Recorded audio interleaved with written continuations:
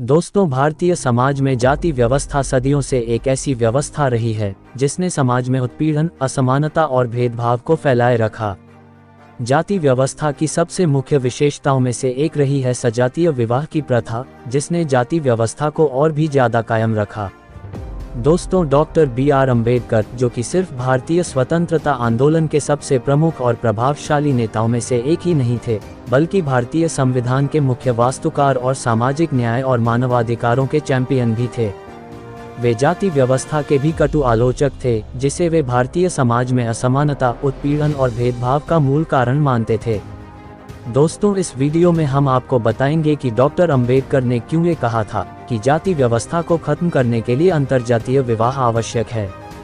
दोस्तों, वीडियो में जानकारी पसंद आए तो इसे लाइक कीजिएगा और हमारे चैनल को सब्सक्राइब भी कर लीजिएगा। दोस्तों, भारत में जाति व्यवस्था दरअसल लोगों का उनके जन्म, व्यवसाय और रीति रिवाजों की शुद्धता के आधार पर एक पदानुक्रमित विभाजन था। इसमें 4 मुख्य श्रेणियां शामिल थीं। ब्राह्मण, जो कि अपने आप को पुजारी और सबसे विद्वान समझते थे। क्षत्रिय, जो खुद को योद्धा और शासक कहते थे। वैश्य, जो मुख्य रूप से व्यापारी और किसान थे। और शूद्र, जिन्हें नौकर और मजदूर का दर्जा मिला था। इन 4 श्रेणियों के नीचे दलित थे, जिन्हें अछूत समझा जाता था और जिन्हें जाति व्यवस्था से तो बाहर ही माना जाता था। साथ ही साथ उन्हें सबसे बुरे प्रकार के शोषण और अपमान का सामना भी करना पड़ता था। डॉक्टर अम्बेडकर ने तर्क दिया कि जाति व्यवस्था कोई प्राकृतिक या दैवीय व्यवस्था नहीं है, बल्कि एक मानव निर्मित संस्था है, जिसे ब्राह्मणों ने अपने लाभ के लिए बनाया और बनाए रखा। उन्होंने जाति व्यवस्था के धार्मिक और शास्त्रीय आधार को चुनौती दी और इसकी ऐतिहासिक और समाजशास्त्रीय उत्पत्ति को भी उजागर किया। उन्होंने भारत के आर्थिक, राजनीतिक और सांस्कृतिक विकास पर जाति व्यवस्था के हानिकारक प्रभावों को भी बताया।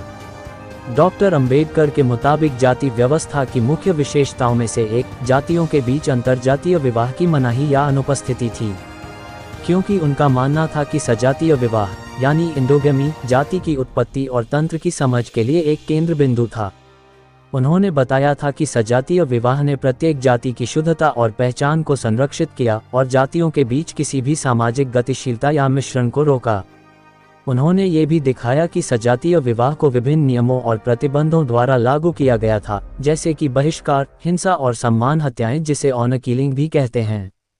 डॉक्टर अम्बेडकर ने अंतर्विवाह की बाधाओं को तोड़ने और समानता, भाईचारे और स्वतंत्रता पर आधारित समाज बनाने के लिए अंतर्जातीय विवाह की वकालत की।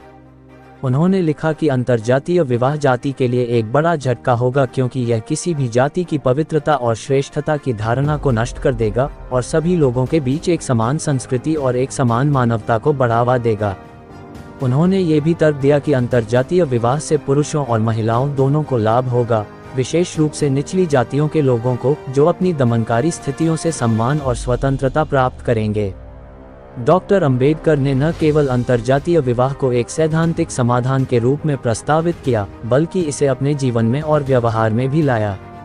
उन्होंने 1948 में डॉक्टर सविता अम्बेडकर से शादी की, जो एक ब्राह्मण जाति से थीं। उन्होंने अपने अनुयायियों और समर्थकों को एक सामाजिक सुधार के उपाय के रूप में अंतर्जातीय विवाह को अपनाने के लिए प्रोत्साहित किया। उनकी इसी बात को मद्देनजर रखते हुए उदाहरण के लिए सरकार ने साल 2013 में अंतर्जातीय विवाह के माध्यम से सामाजिक एकीकरण के लिए डॉक्टर अम्बेडकर योजना भी शुरू की, जो अंतर्जातीय विवाह का विकल्प चुनने वाले जोड़ों को वित्तीय सहायता प्रदान करती है। ये योजना अनुसूचित जाति के व्यक्ति से जुड़े अंतर्जातीय विवाह को प्रोत्साहित करने और समर्थन करने के लिए साल 2013 में सामाजिक न्याय और अधिकारिता मंत्रालय द्वारा शुरू की गई थी। इस योजना का मुख्य उद्देश्य अंतर्जातीय विवाह के सामाजिक रूप से साहसिक कदम की सराहना करना और जोड़े को वित्तीय प्रोत्साहन देना था, ताकि वे अपने विवाहित जीवन के शुरुआती चरण में घर बसा सकें। इस योजना का उद्देश्य जाति पक्षपातों को कम करना, छुआछूत को समाप्त करना और समाज में स्वतंत्रता, समानता और भाईचारे के मूल्यों का प्रसार करना भी था। इस योजना में अंतर्जातीय विवाह के लिए प्रोत्साहन राशि प्रति विवाह 2.5 लाख रुपए रखी गई थी, जो 2 किश्तों में दी जानी थी। 1.5 लाख रुपए दंपत्ति के संयुक्त बैंक खाते में और 1 लाख रुपए 3 साल के लिए फिक्स्ड डिपॉजिट के रूप में। इस योजना में 1 वर्ष में 500 विवाहों के लिए प्रोत्साहन शामिल था और विवाह को हिंदू विवाह अधिनियम 1955 के अनुसार वैध और कानून के तहत पंजीकृत होना आवश्यक था। इस योजना को 2020 में संशोधित किया गया और प्रोत्साहन राशि बढ़ाकर प्रति विवाह 5 लाख रुपये जोड़े के संयुक्त बैंक खाते में एक किश्त में दिए जाने थे। दोस्तों, अंतर्जातीय विवाह के बारे में डॉक्टर अंबेडकर का दृष्टिकोण न केवल एक व्यक्तिगत पसंद या एक राजनीतिक बयान था, बल्कि यह भारतीय समाज का आमूलचूल परिवर्तन भी था। उन्होंने अंतर्जातीय विवाह की कल्पना सामाजिक समानता को प्राप्त करने के एक साधन के रूप में की। एक ऐसा समाज जिसमें जुड़ाव के अन्य तरीकों के साथ संपर्क के विविध और मुक्त बिंदु हों। उन्होंने आशा व्यक्त की कि अंतर्जातीय विवाह से भारतीयों की एक नई पीढ़ी तैयार होगी, जो जाति के बंधनों से मुक्त होगी और जो राष्ट्र के सामान्य हित के लिए मिलकर काम करेगी। साथियों, अंतर्जातीय विवाह पर डॉक्टर अंबेडकर का आग्रह आज भी प्रासंगिक है, क्योंकि भारत जातिगत भेदभाव, हिंसा और अन्याय के मुद्दों से आज भी जूझ रहा है। छुआछूत पर रोक लगाने और सभी नागरिकों के बीच समानता को बढ़ावा देने वाले संवैधानिक और कानूनी प्रावधानों के बावजूद जाति एक शक्तिशाली शक्ति बनी हुई है जो लाखों भारतीयों के जीवन को आकार देती है।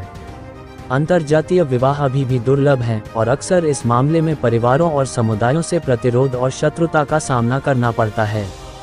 कई जोड़े जो जाति की सीमाओं को पार करने का साहस करते हैं, उन्हें अपने ही रिश्तेदारों या जाति सम्मान के स्वयं नियुक्त संरक्षकों से धमकियों, उत्पीड़न या यहाँ तक कि हत्या का भी सामना करना पड़ता है। दोस्तों, इसलिए भारत में जाति की यथास्थिति को चुनौती देने और बदलने के तरीके के रूप में अंतर्जातीय विवाह पर डॉक्टर अंबेडकर की शिक्षाओं को याद रखना और उनका पालन करना महत्वपूर्ण है। अंतर्जातीय विवाह न केवल व्यक्तिगत पसंद या प्राथमिकता का मामला है, बल्कि सामाजिक न्याय और मानवाधिकार का भी मामला है। यह न केवल प्यार या खुशी व्यक्त करने का एक तरीका है, बल्कि सभी लोगों के बीच एकजुटता और सद्भाव पैदा करने का भी एक तरीका है। यह न केवल जातिवाद को खत्म करने का एक तरीका है, बल्कि भारत में लोकतंत्र के एक नए युग की शुरुआत करने का भी एक तरीका है।